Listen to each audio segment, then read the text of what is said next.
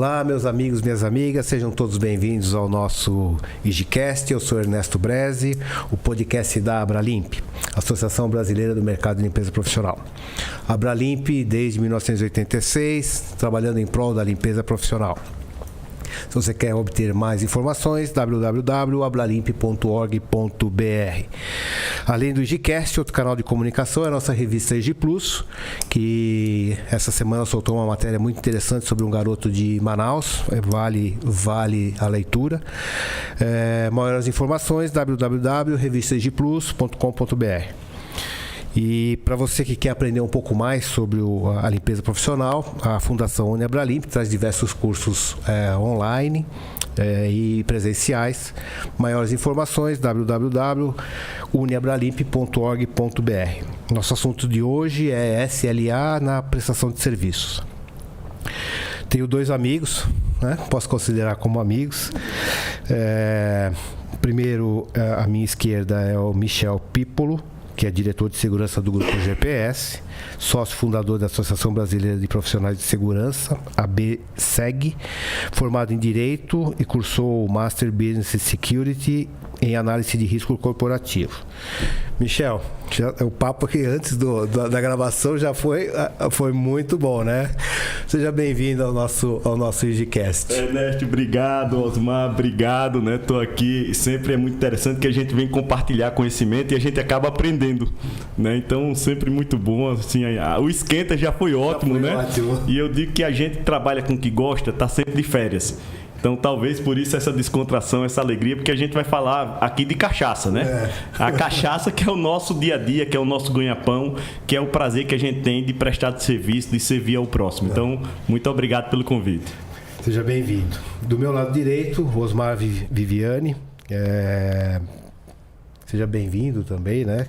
Ele é consultor da Consulimp, autor de vários livros, né? Gestão de alta performance, engenharia da limpeza, pós-graduado em engenharia da produção e ênfase em serviços, especialização em vigilância sanitária, auditoria e perícia ambiental. Bom, currículo espetacular. Obrigado. Seja bem-vindo, Osmar. Muito obrigado pela gentileza. Bom, começamos? Posso começar com você, não? Você que manda. SLA, na área de vigilância. Você sabe que o nosso grande foco é o setor de serviços, a área de limpeza. Mas a gente sabe que está tudo interligado, né? Sim. Como é que você vê o SLA dentro do setor de vigilância especificamente? Vamos lá, Ernesto. Tinha uma coisa que me incomodava muito, que a pessoa dizia assim: segurança é uma sensação. Então, se você se sente seguro, o ambiente é seguro. Se você não se sente seguro, você tem que melhorar a segurança. Então, isso me incomodava, porque no fim do mês o cliente tem uma nota para pagar. E essa nota ela é tangível, tem um valor numérico lá.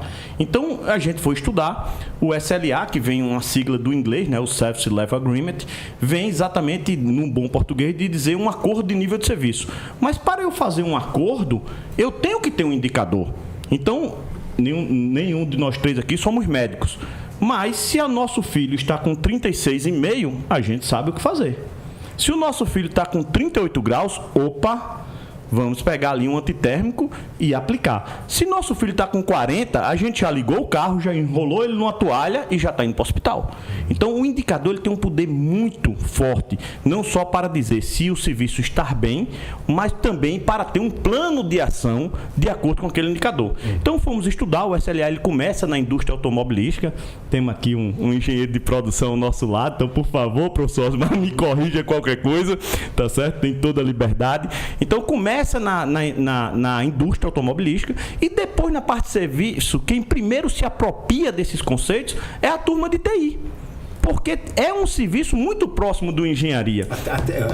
Acho que foi o primeiro SLA saiu na parte de TI, não foi? De serviço, sim, mas ele nasce na indústria automobilística, porque começa o processo de produção sobre just time, e aí se começa a criar acordos muito, muito rígidos, muito apertados na entrega do produto na linha de produção.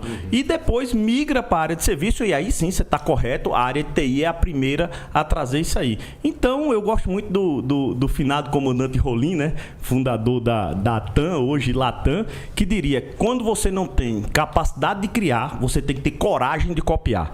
Então fomos lá, traduzimos livros, porque não tinha em português. Então fomos no exterior, compramos bibliografia, estudamos e trouxemos essa aplicação para o mercado de serviço como um todo. Né? Eu, por ser especialista em segurança, apliquei em segurança. Lá na empresa tem uma outra colega, que é Edilaine Siena, aproveitar aqui para deixar um abraço para ela, que também na época a gente começou a estudar junto e ela começou a aplicar no serviço de limpeza. Então o SLA ele serve para qualquer tipo de serviço. Legal. Como é que é a sua experiência com o SLA na área de limpeza, Osmar? Nós começamos com esse trabalho do SLA em 2012. E, inclusive, ministramos esses treinamentos na própria Abralimp. Quando a gente começou essa história, foi porque alguns clientes nossos, consumidores finais, que a gente não atende só empresas de serviço, a gente atende também o tomador de serviço. Muitos nos contratam para gerenciarmos a operação. E nós começamos a perceber uma lacuna muito grande onde se exigia qualidade, principalmente nas indústrias de alimentos, e laboratórios farmacêuticos e tudo mais, onde aquilo é cobrado. Então não adianta você ter um SLA, um critério de produção ou de processos que te dê a nomenclatura de tudo aquilo, se você não tiver o que precisa na legislação da Anvisa. Poxa, se eu faço aqui uma avaliação de processos toda semana, mas lá exige que você tenha registros da higienização de um mês, o que adianta eu ter por uma semana? Eu preciso me adequar a isso. Igual na vigilância, mesma coisa. Só que a nossa experiência diz o seguinte: hoje nós temos percebido muita fuga de qualidade técnica na higienização por falta única e exclusiva da especialização, Ernesto. Percebo muito isso. Assunto importantíssimo, relevante e prioritário. Você acha que o próprio tomador, ele está preparado, assim, preparado no sentido positivo, né? Está preparado para tomar o serviço? Olha, a gente como consultor, eu não posso me furtar da sinceridade, ainda mais aqui. Mas eu tenho muitas ressalvas com vários tomadores que querem contratar preço e te exigem a mágica. Você vê na época de pandemia, por exemplo, que muita gente colocou mais da metade dos seus colaboradores em home e não queriam fazer cortar contratos. E a gente, na higienização, tivemos um problema sério, porque a própria Anvisa solicitava que a higienização fosse feita 3, 4, 5, 6 vezes mais. E as ordens vinham para a gente reduzir mão de obra, quando a gente precisava fazer um trabalho muito maior, porque a ordem era matar o vírus. Então é difícil você explicar para um tomador que só olha cifrão. É diferente um pouco na hora que você vê a vigilância, que você falou em vigilância, você fala: olha, eu estou uma carência ali, criou um ponto vulnerável. Na hora eles falam: onde é que eu assino? Põe gente aí. Põe uma câmera, põe qualquer coisa. E na higienização vem aquela teoria doméstica. Nossa, você quer pôr mais um? Eu ia tirar um. Que aí fala tudo no diminutivo. Aqui é só passar um paninho, é só tirar um pozinho e a gente fica... Tá tudo limpinho. Tá tudo limpo. Exatamente. Você sabe muito bem. Isso aí. É interessante até desmistificar aqui. O SLA, ele é uma ferramenta de melhoria contínua. Ele não é, tá certo, uma ferramenta de punição. Até porque, para ter a punição, tem que ter a bonificação. Então, o que há num processo, muitas vezes, de tradução ou num processo desvirtuado, tá certo? Trazer o vício para a relação. E o vício que existe, muitas vezes, por algumas pessoas despreparadas, é achar que o SLA é uma ferramenta de punição. Eu não sei como te cobrar, eu vou criar um SLA para te cobrar com especificidade e te punir. Ok, esse é um lado da moeda. Mas a gente tem um outro lado da moeda, senão não seria uma moeda, que é exatamente a questão da melhoria contínua, da gente ter uma transparência do que você está contratando, do que eu estou te entregando e como eu estou entregando esse serviço. A partir da hora que a gente tem um nível de serviço, lógico que no próximo mês nós somos seres humanos. A gente é, por natureza, insatisfeito. Então, se eu te entreguei 90, eu acabei de vir de uma reunião na Colgate. Estava numa reunião de SLA antes de vir para cá. Então, lá está 90, é o segundo mês nosso, os 3 primeiros meses a gente acertou de fazer uma medição experimental. Sim. Primeiro mês foi 67%, segundo mês agora já foi 91,5%. Nossa, excelente. É excelente, mas já fruto de trabalho, uma equipe treinada, mas o cliente quer 100. Então, ele já deu o desafio. Cara, qual será o nosso desafio no terceiro mês antes de começar a rodar? Será que a gente consegue chegar em 98? É a natureza humana. Então o SLA, ele é sim uma ferramenta, ele é um instrumento de um bom ciclo de PDCA.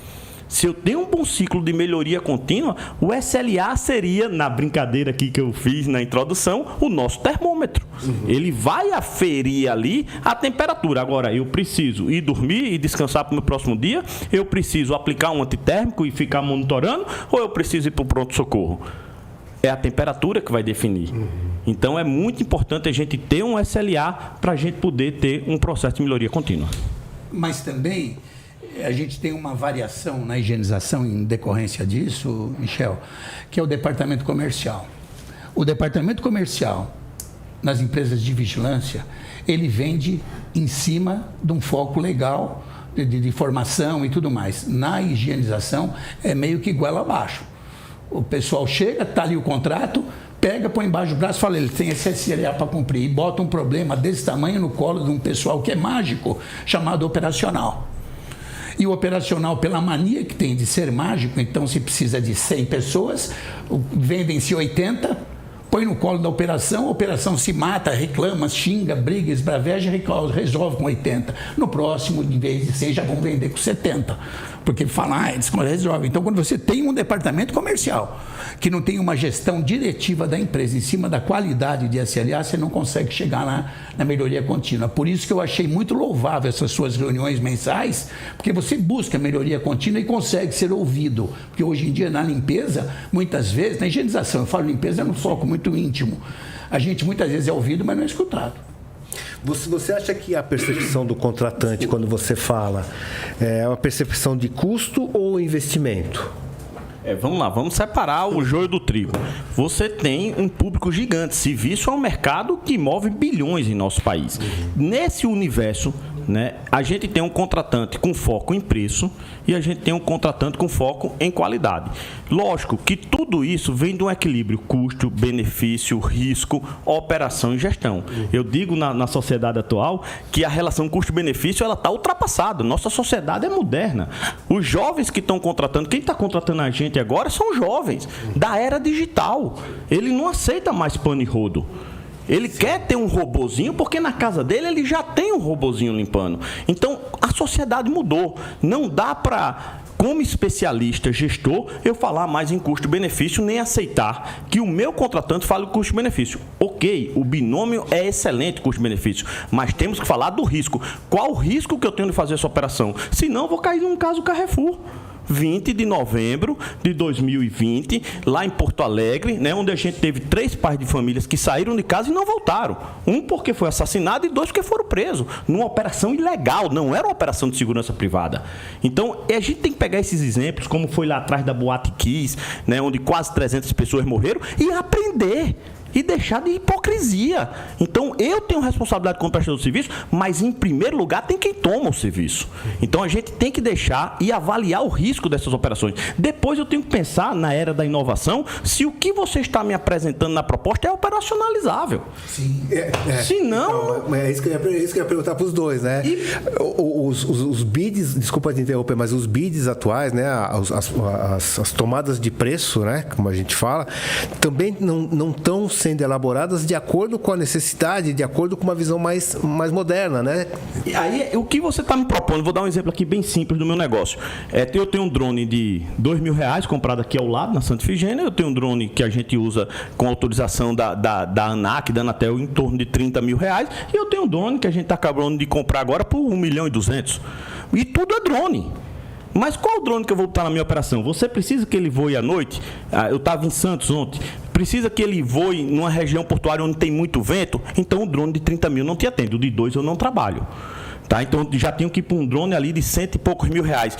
Lógico que meu preço vai ser diferente. Claro. Mas o que eu estou propondo, eu consigo operacionalizar. E depois vem o último item da minha equação, com 5 elementos, que é gestão. Que aí é onde entra o SLA e o SLM. Porque o SLA ele é uma foto, ele é estático. Eu desenhei aqui, contratei o consultor Osmar, né, para ser o equilíbrio entre o meu lado e o do contratante. É importantíssima a figura do consultor nesse momento de fazer um SLA, principalmente quem nunca fez, para achar esse equilíbrio, porque o SLA ele tem que ser feito no mínimo a 4 mãos. Quando eu digo 4 mãos é contratante e contratado, prestador de serviço e tomador de serviço. Então o consultor ele tem um papel muito bacana nesse equilíbrio, principalmente quando as partes estão fazendo pela primeira vez, para que a gente ache esse caminho de desenvolvimento. Sendo que o SLA ele é uma foto, ele é estático. Sim. Eu preciso ter o Service Level Management, eu preciso fazer o gerenciador desse nível de serviço para que eu consiga rodar o PDCA. Eles estão diretamente ligados. Um não existe sem o outro. O SLM só existe com SLA. E o SLA que nasce sem um SLM, ele nasce morto. Por quê? Vou lhe dar um exemplo. Eu tenho que manter a surgividade. É esse nome, professor? Surgividade? Surgividade é como é que eu mediria, por exemplo, uma área, um pH? Sujidade. Desculpa a ignorância. Eu tenho que manter a sujidade desse ambiente. Então a gente cria um acordo. Se eu só for medir isso agora, dia 6, o mês já passou. Eu tenho que ir medindo aquilo ao longo do mês. Para quê? Para que quando acabe o mês, eu tenha condição de interferir no processo. Se eu não fizer essa interferência, se eu não tiver um sistema que tenha capacidade de fazer essa interferência, sabe o que vai acontecer comigo no próximo mês? Pau, penalidade, porrada. Porque eu não entreguei o que o cliente queria. Mas até o índice de medição e a frequência dele, por exemplo, você mencionou a área portuária aí. Existe uma legislação que era na área de vigilância, acho que é 100, 90 dias, alguma coisa, você tem que manter os registros. Não adianta você ter um equipamento maravilhoso que vai te marcar 30 dias. Não é verdade? Exato. E a gente vê isso na área de alimentos, na área de laboratórios, área hospitalar, onde você tem que tirar todo dia essa medida, porque você faz uma limpeza errada numa área hospitalar, que é uma higienização hospitalar. Me desculpe, eu uso muito o termo limpeza, mas é higienização. Antigamente era limpeza, antes da Covid, agora virou higienização, porque agora junta a limpeza mais desinfecção, esse binômio que forma a nossa necessidade. E a gente percebe uma coisa: se você fizer errado, você mata a gente. E nós... Literalmente.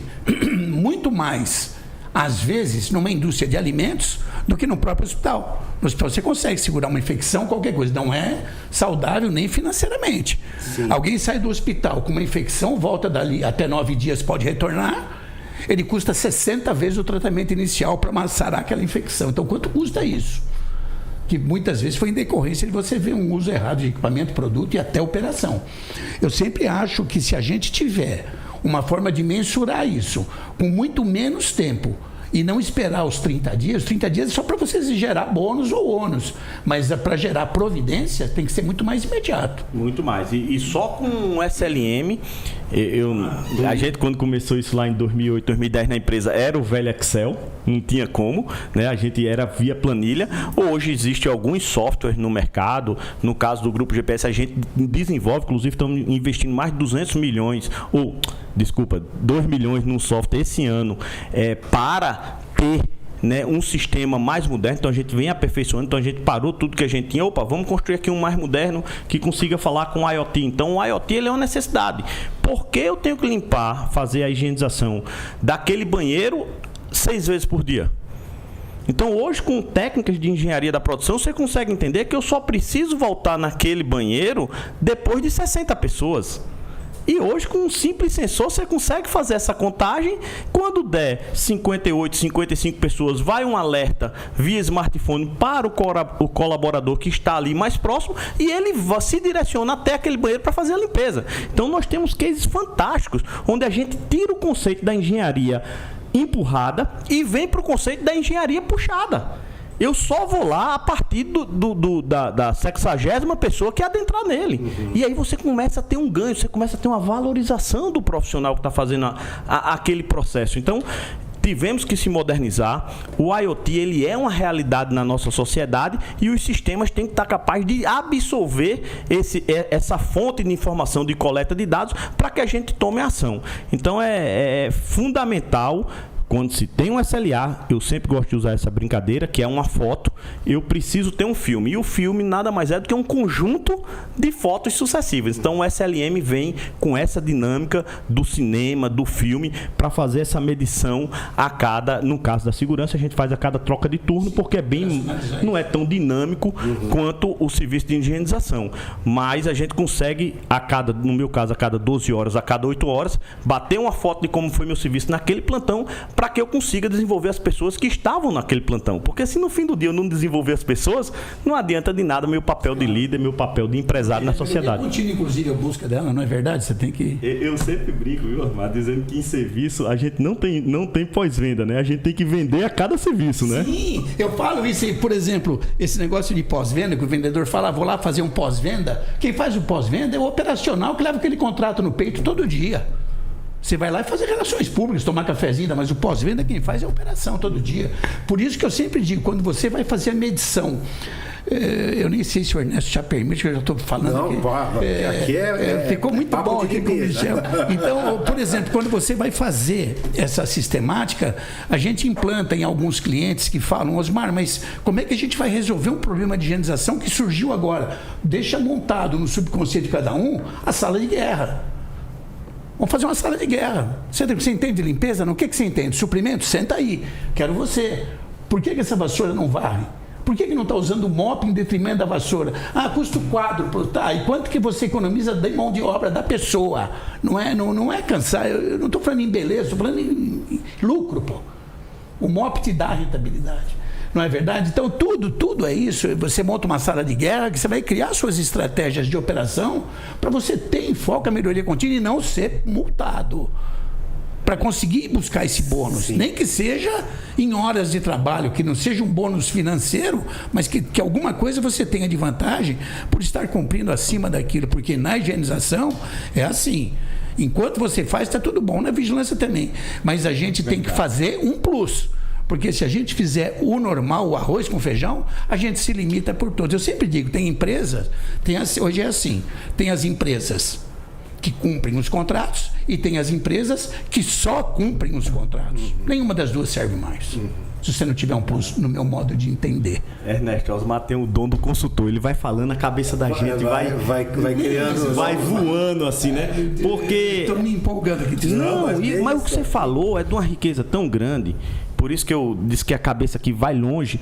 Porque, vamos lá, eu não entendo. Eu quero uma limpeza pane e rodo. Quando, na verdade, hoje o que eu preciso é de uma higienização com técnica. O meu FAP, que às vezes não está na mesa, o meu engenheiro de segurança do trabalho, a LER causada por um pane e rodo, ela é muito maior do que por um equipamento correto. Sim. Então, em médio prazo, em longo prazo, essa empresa ela vai ter um custo operacional muito maior, porque ela vai ter um FAP muito maior do que de uma empresa que usa tecnologia ou usa o equipamento correto em respeito à pessoa humana. Então, lógico que eu perdi um tio muito querido na pandemia, foram milhares de mortes, tá certo?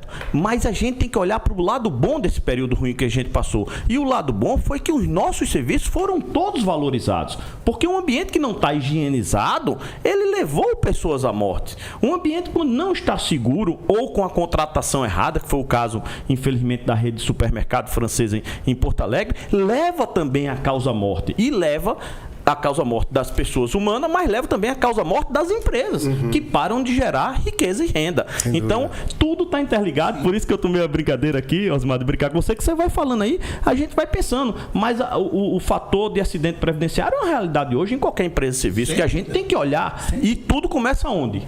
Na nossa querida operação. A gente acabou levando uma virtude em cima da higienização que, na função da pandemia, a gente nunca tinha sido tão valorizado no mundo isso que eu te perguntar, né? como a fomos pandemia, na pandemia. Né?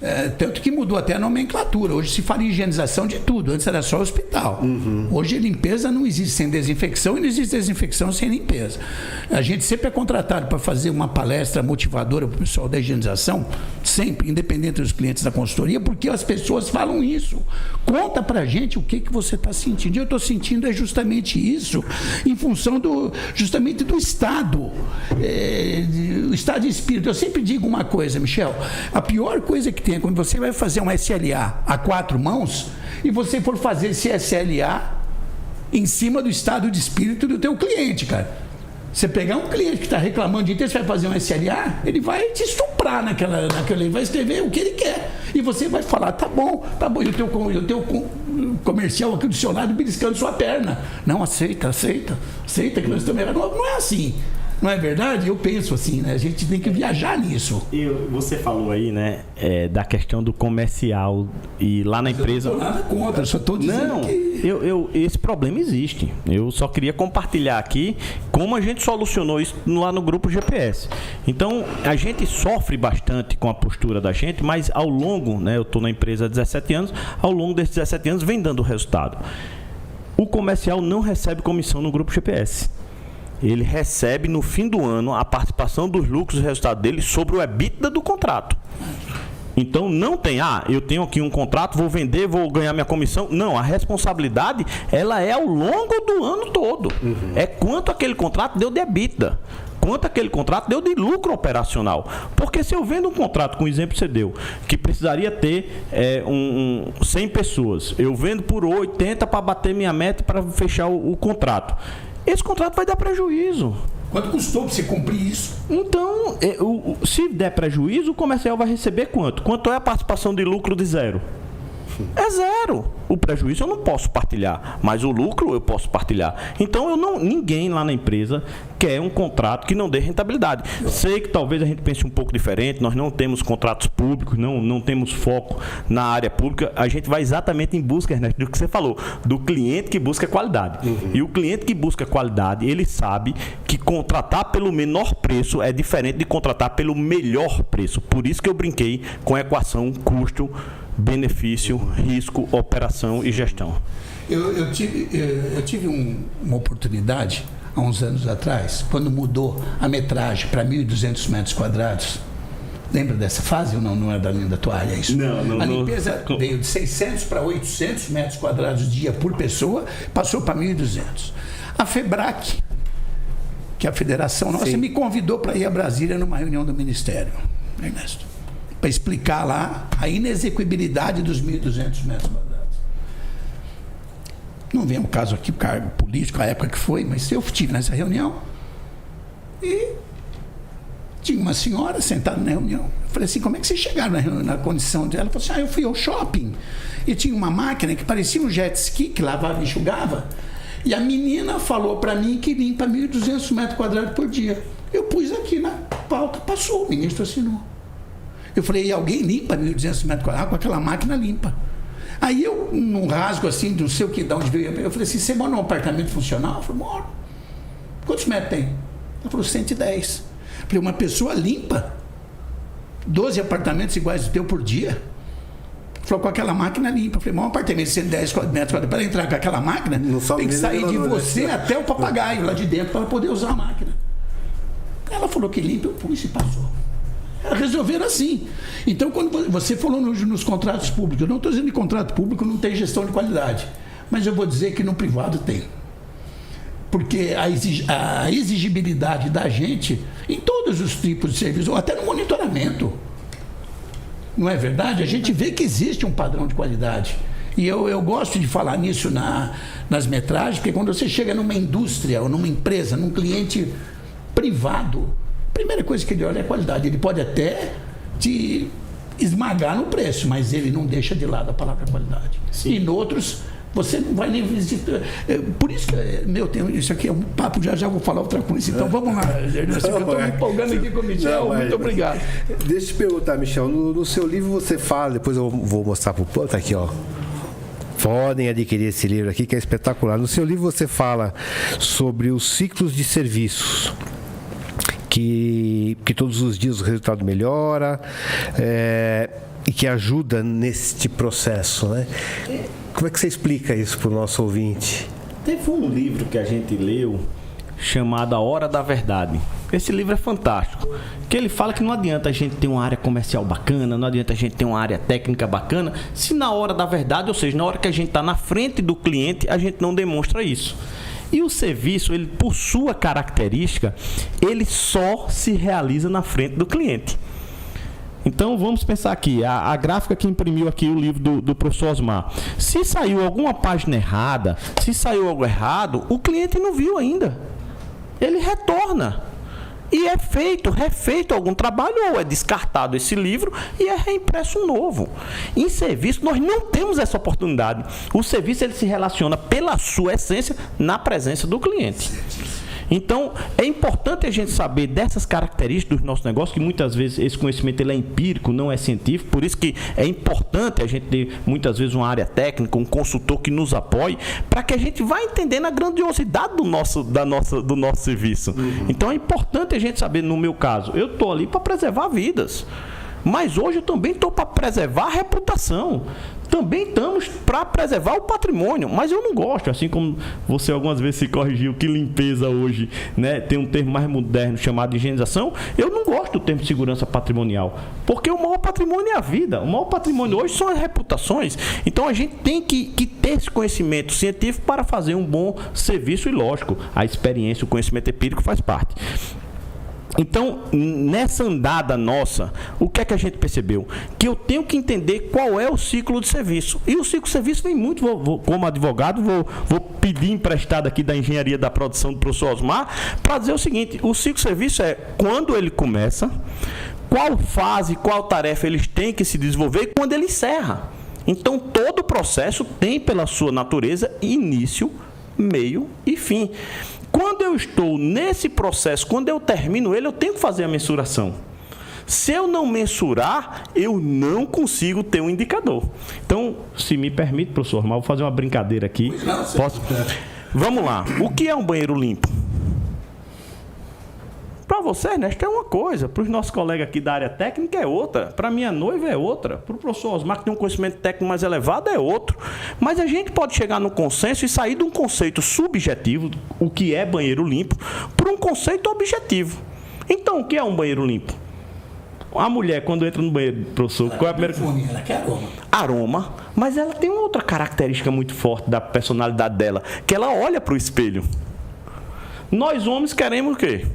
Que o piso não esteja molhado, que depois do almoço a bancada esteja seca, que quando a gente vá à louça não tenha nenhum dejeto ali, não tenha nada sujo. Abastecido. A mulher é fundamental, né, ter os descartáveis abastecidos. Então, se você for ver aqui num bate-papo rápido, a gente saiu da subjetividade de o que é um banheiro limpo e a gente passa por meio de 5, 7 critérios definir o que é um banheiro limpo. Em 2 minutos, né? Então, vamos lá. Piso enxuto, espelho limpo, bancada seca, descartáveis repostos, louças sem nenhum resíduo, aroma agradável. E qual foi outra coisa que a gente brincou?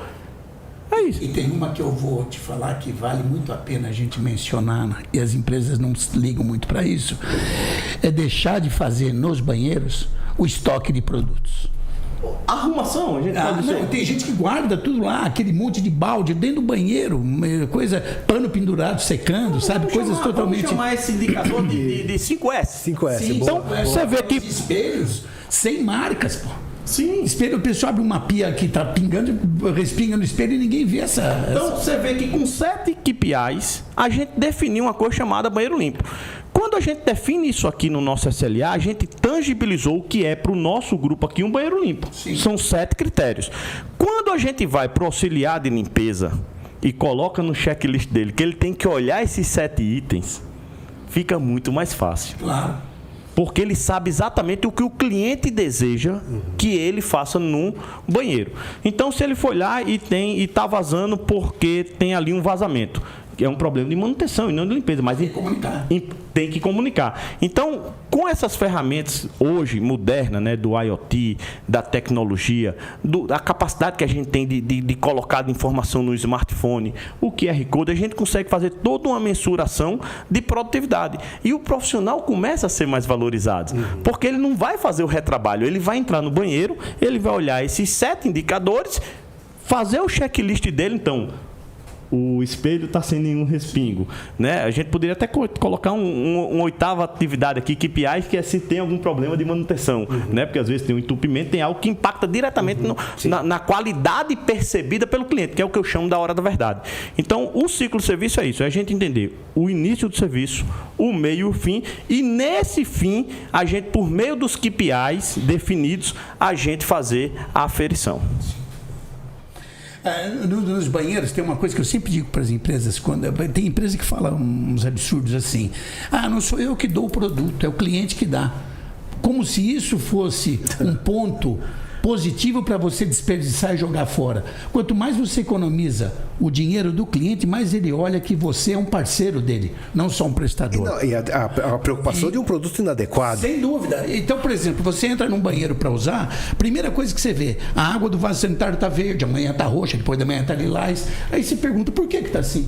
Porque o pessoal põe o produto para pôr o produto ali, o primeiro que der a descarga, aquilo vai embora. Se você quer pôr aquilo por algum motivo, põe no papel higiênico um pedacinho e joga no lixo, pelo menos vai cheirar 3 horas, não é até a primeira descarga. Não é, sabe, uns conceitos totalmente errados que são domésticos. Você acha que isso, a importância de uma metodologia operacional dentro do processo 100% é fundamental? E porque a gente fala isso pelo seguinte: nós temos essa conta real. Mais de 90% das empresas prestadoras de serviço de limpeza do Brasil não tem um manual técnico, Ernesto. Você fala, me dá um manual técnico teu de vigilância. Aqui, lindos. Me dá um de limpeza. Não tenho, eles confundem com o POP. O POP é do posto. Não é um manual da tua empresa, uma normativa para você gerar tuas propostas todas iguais. Quando a gente pega as encomendas de fazer manual, depois da pandemia até isso aumentou muito. Nós somos um grupo de pessoas trabalhando na Consulimp. A gente ficou bobo de ver como as pessoas pedem um manual técnico e falam, pô, mas você não tem isso pronto? Não, eu vou te mandar um questionário, você vai responder, eu vou fazer um para você. E aí a pessoa leva aquilo embaixo do braço para o cliente ver. Então, quando você tem isso na tua empresa, você mostra para o cliente que você não é mais um. Se você tiver essa aferição e você bate muito bem nessa tecla, o Michel nem fala, porque o Michel é especialista, fez um livro de medição disso, de como fazer. A gente se sente muito bem de ver isso na área de serviços, porque isso tende a aumentar o leque. Tende a aumentar o leque. Olha, eu assim, um pouco que eu conheço, né? Produtividade, né? Acerto na mão de obra, trazer a cultura para os funcionários, né? Tudo isso colabora no sentido de que você cada vez mais está sendo produtivo, está sendo assertivo. No podcast anterior, eu vou fazer uma propaganda já para o pessoal assistir o podcast que nós fizemos sobre software. A gente fala muito disso, né? A mão de obra vinculada a um sistema de gestão. Porque quanto mais informação eu tenho, mais decisão assertiva eu tenho a ser tomada. Você fala no seu livro 5 gaps. Sim. Dá para falar um pouquinho? Mas eu acho fantástico isso. Isso é de um indiano, né? Eu até cito no livro lá a fonte. E quando eu li isso, eu disse, meu Deus, é a minha vida. Sabe quando tem aquela empatia que você... Eu digo, é o caminho do prestador de serviço com o tomador de serviço. Então, você pode me passar aí? Claro. Eu até tentei... nossa, é muita audácia minha, né? Mas eu tentei, tudo que a gente copia, a gente tem que tentar melhorar, né? Então, a teoria dos 5 gaps... ela fala que existe 2 jornadas. A do prestador de serviço e a do tomador de serviço. E tudo começa onde? Exatamente na visita técnica. Quando eu sou um bom tomador de serviço, eu passo todas as informações, porque é uma parceria. A partir da hora que eu seguro a informação, o tomador de serviço ele não vai ter informação, ele vai alçar de uma forma distinta. Depois, eu tenho o que eu vi na visita técnica, eu tenho que transformar em descrição técnica. Então, eu fiz a visita técnica, mas quando chega na empresa, seguindo os manuais, os protocolos, eu vou fazer a descrição daquilo. Depois que eu faço a descrição daquilo, aquilo compõe, lógico, uma proposta técnica e comercial, e a gente vai para a percepção do que é necessário. Nessa percepção do que é necessário, eu vou para a prestação de serviço. Então, e do outro lado, eu tenho uma outra jornada que se encontra na prestação de serviço efetivamente, que é a jornada do cliente. O cliente, quando ele vai fazer uma tomada de preço ou uma tomada de serviço, ele já tem uma expectativa. Ele tem um conhecimento acumulado anterior. E nessa expectativa, ele tem uma percepção do que ele vai receber. E essa percepção acontece no momento da verdade, quando ele vê o serviço sendo executado. Então, onde é que acontecem esses 5 gaps? O primeiro gap acontece entre a visita técnica e a percepção de quem vai fazer o projeto. O segundo gap acontece entre a percepção dessa pessoa que está na visita técnica e do que ela traduziu para a proposta. O terceiro gap acontece entre o que eu traduzi para a proposta, que eu precifiquei, do que vai chegar no contrato, do que vai chegar na operação. E o quinto gap acontece entre a expectativa do cliente e o serviço realizado. 3 riscos aí, meu Deus do céu. 5, né? 5 gaps. Desses 5 gaps, 4 são riscos realmente. E 4 estão sobre a responsabilidade do prestador de serviço. E o quinto gap, o prestador de serviço não é o responsável, mas ele influencia diretamente dele, que é ele conseguir demonstrar o que ele executou de serviço. Então, eu brinco aqui com os meus colegas que o cliente acaba, né, virando amigo depois de um tempo, e eu brinco com meus amigos e clientes que são tomadores de serviço, dizendo, é mais difícil ser prestador de serviço ou tomador de serviço? Pela teoria dos 5 gaps, fica muito fácil. Dos 5 gaps, 4 são responsabilidade do prestador de serviço. E 1 é responsabilidade do tomador de serviço. Então, a teoria dos 5 gaps, quando eu li, eu me apaixonei. E ela fala exatamente disso, do caminho que a gente, lógico, segue de um lado tomador de serviço, do outro lado prestador de serviço, mas que se une numa coisa chamada momento da verdade, que é a nossa operação do dia a dia. Então, eu vou tentar dar um exemplo bem simples. Eu percebi que lá na fábrica do seu Osmar, eu preciso fazer uma ronda perimetral. Ele falou também que precisa de um veículo. Eu fui lá, visitei, vi que o terreno é esburacado, vi que no período de chuva faz poças, tudo. Quando eu voltei para a empresa, eu disse assim, lá para a proposta do seu Osmar tem que ter um veículo. A pessoa de custo foi lá e eu sou um veículo, fazer propaganda aqui do cliente, um Fiat, né?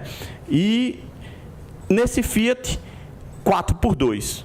Quando chegou para a operação Fiat 4x2, ele não consegue fazer a ronda, porque precisaria ser um Toro 4x4. Quando o cliente vai na operação e vê que a gente não está fazendo a ronda perimetral porque o veículo especificado não era o adequado, vai gerar uma insatisfação. Eu vou dar mais além. Fomos lá na fábrica do seu Osmar, especificamos o veículo correto, que tinha que ser 4x4, mas quando chegou no contrato, não foi o cartão combustível. E o veículo está no contrato, é o veículo certo, mas não está sendo feita a ronda perimetral porque não tem combustível no carro. São realidades, infelizmente, que acontecem em todos os contratos pelo Brasil. Quando eu vi isso tudo e vi a teoria, eu digo, meu Deus, a teoria dos 5 gaps é o meu dia a dia. Então, como eu faço para me prevenir, para treinar minhas equipes, né, para que a gente não caia nesses 5 erros que são comuns? Michel, e o quinto gap? Como você interfere na percepção do cliente? Tendo relatórios sistemáticos de SLA. Quando eu tenho uma reunião de SLA e trato com ele os indicadores, então vamos dizer que o seu Osmar tinha uma meta de eu fazer 2 rondas por dia, ou por plantão. Meu plantão geralmente são 12 por 36, são 4. No fim do mês, os números são absurdos. Eu tenho que entregar para ele 120 rondas. 120 inspeções. Se cada ronda dessa tem 10 pontos, 10 checkpoints, a gente já está falando de 1.200 checkpoints. Olha que loucura, os dados vão crescendo numa velocidade gigante. Por isso que a necessidade, que você bem frisou, de ter um software para isso. Então, se eu chego lá, pactuei com o seu Osmar, fazer 1.200 checkpoints, e eu só entreguei 1.100, a gente vai ter que melhorar ou reavaliar. Será que não está apertado? Será que a gente não quis demais do fornecedor? Então, a forma que eu tenho de influenciar a expectativa e a percepção do seu Osmar ao me contratar um serviço de segurança é mostrando o relatório da SLA e pactuando com ele, ou porque eu não consegui atingir, ou se tem aquele indicador realmente está com a régua muito alta. Osmar, o Michel falou, ele começou com um termo aqui que é a visita técnica. Quantas vezes você for fazer uma visita técnica de uma área de 200, 300 mil metros quadrados, você está exagerando bastante, e você tinha 10 minutos para olhar aquilo, né? Avaliar, sair de lá com a pastinha debaixo do braço, agora com os celulares debaixo do braço, para fazer uma proposta. Olha, eu ia dizer uma coisa. Você no começo frisou muito bem aí a diferença do tomador que quer um serviço e a do tomador que precisa do serviço. Quando você tem um tomador que é consciente, eu já trabalhei para uma indústria, por exemplo, eu vou até citar o nome porque é só benéfico, para a Honda. Uhum. A Honda, quando foi contratar uma empresa para mudar a gestão de serviço, a gente participou desse trabalho, nós abrimos 3 vistorias com cartão de ponto. Era uma vistoria das 8 a meio-dia, era obrigado a chegar às 8. Uma vistoria à tarde e uma vistoria de madrugada, para eles verem toda a operação. E tinha um cartãozinho de ponto para você marcar, para depois a gente ver. Quem não fosse, eles desclassificavam. Porque o pessoal vem num vício do serviço público, que você vai lá atrás de um carimbo, que você consegue uma caixinha de bombom de R$10. Carimba aqui para mim, então eu fiz a vistoria e depois você entrega a tua proposta. Você não viu nada, porque também fica aquele teatro. Você finge que faz, o outro representa que está bom, o outro representa que te paga e fica aquela comédia. Então, eu sou muito independente para dizer isso, em termos do que eu penso. Quando eu fiz esse trabalho para a Honda, eles não se limitavam a tempo, e sim a sanar tuas dúvidas. Mas eles entregaram um manual técnico, que a gente que elaborou. Nós queremos isso. Não vem com história. Mas lá, o que acontecia? Eles priorizaram a qualidade. Sai daqui. Não precisa inventar a história de diminuir isso, porque nós queremos padrão. E aí dá gosto quando você pega isso, né, Michel? Eu já tive uma empresa que pegou um armazém, e o armazém era carregado por cima, não tinha empilhadeira, era tudo pelo teto, pelas pontes rolantes, tudo automatizado, e tinha 110 ruas dentro do armazém. Era um quadrado, era uma palavra cruzada, assim. E a empresa fez aquilo sem fazer o TBC. TBC é a maior técnica que se chama tirar as nádegas da cadeira. TBC. E aí, vai lá ver isso. E aí não viram. E fizeram a cotação e as ruas tinham 60 centímetros de largura, porque tudo é carga e descarga por cima, e compraram 10 máquinas automáticas de piso com 63 centímetros. Então, a pior coisa é a viatura 4x2 aí. É você, depois de iniciar um contrato, você jogar fora esse dinheiro. Não é verdade? Fora a imagem, porque eu acho que a imagem é pior do que o dinheiro que você jogou fora. Pô, não trouxeram nem a máquina, vocês não vieram ver? Não é verdade? Então, eu entro muito nesse caminho. A visita técnica é visita, até o nome está dizendo. Sim. Sou contra, inclusive, fazer isso por planta. A não ser, estou dizendo na higienização, tá, Michel? Não, mas tem que olhar, tem que olhar. Agora, vigilância, como é que você vai traçar um plano de risco? Como é que você sabe? Eu não sei também, eu só estou dizendo. E a gente descartar o conhecimento, né? Sun Tzu, há mais de 2000 anos atrás, disse que você tem que conhecer o terreno. Sim, né? Ele só somos especialistas, tá certo? Claro. Você matou. Você matou a charada. Parabéns. Essa colocação. Nós somos especialistas. Nós sabemos o que nós temos que entregar, o que nós temos que fazer, que nós temos os processos, os investimentos. A Abralimp, né? A feira da Abralimp, tenho certeza que vocês foram, né? Máquina, equipamento, tudo que tem de mais moderno. Quer dizer, nós sabemos que a gente tem que entregar, né? Eu acho que esse é o grande ponto. Eu peguei um caso, posso contar um caso? 2 minutos? Pode. O pessoal já está ali assinando a bandeira ali, ó. Mas... Eu acho que a gente tem que ter outro podcast. A gente vai gravar 2, Não, imagina. Não, pode continuar. Uma vez nós pegamos um caso e vieram nos procurar um prédio de altíssimo padrão em Balneário Camboriú. Fizeram o prédio e chamaram uma empresa para fazer o pós-obra. Todos os ambientes das salas eram de mármore travertino, em todos os andares. Eles contrataram uma empresa para fazer a limpeza, a higienização pós-obra. Até um dos cursos que eu dou na Abralimp. E dono da empresa falou assim, eu tenho só alocação, você compra o produto. O engenheiro falou, tá bom. O engenheiro saiu, foi numa loja de produtos de limpeza, comprou 50 bombonas de limpa-pedra base ácido. A limpadora botou aquilo de molho na sexta-feira para chegar na segunda e limpar tudo. Ele falou do protocolo TBC e eu já estou imaginando aqui o protocolo VDM, né? Boiei nessa. Vai dar merda. Muito legal. E aí, VDM é bom. aquilo ficou um horror. Perfurações no mármore travertino. Tá bom, aquilo acabou numa audiência, porque não dava para tirar todo aquele mármore. Chamaram uma empresa para polir o mármore com disco de diamante. Ficou uma fortuna, mas ficou muito menor o risco o custo do que arrancar tudo. Foi para a justiça. Na justiça, o engenheiro da obra falava, eu que comprei o produto. E o juiz condenou a empresa de serviço, porque com essa alegação ele falava, ele comprou errado, vocês não têm que usar porque ele comprou. E eu canso de dizer isso para os prestadores de serviço, as empresas que nos contratam. Eu falo, gente, não é porque o cliente compra uma porcaria ou um produto doméstico que não... Tem produto doméstico que não mata uma bactéria, Michel. Tem produto doméstico que vem de mercado que você tem que fechar bem o frasco assim e acertar a cabeça da bactéria na hora que ela passa, porque aí mata, senão não vai matar por força química. Então é umas coisas que a gente fica voando quando vê essa parceria. Bom, pessoal, eu gostaria de continuar o papo aqui, mas o pessoal não, imagina. Bom, queria agradecer muito aí o Michel por ter vindo, é um prazer muito grande. Vamos ver se a gente consegue fazer a parte 2. A satisfação é minha, ainda mais aprendendo aqui uma aula de como matar bactéria. Eu sabia como matar gente, mas bactéria aprendi hoje aqui. Bom, muito obrigado em nome do Ricardo aí pela nosso presidente. Osmar, prazer em revê-lo, né? Fazia tempo que a gente não se via. Suas considerações finais. Eu quero agradecer a vocês todos da Abralimp, a brilhante conduta do Ernesto, esse pessoal do apoio técnico, muito gentil com a gente.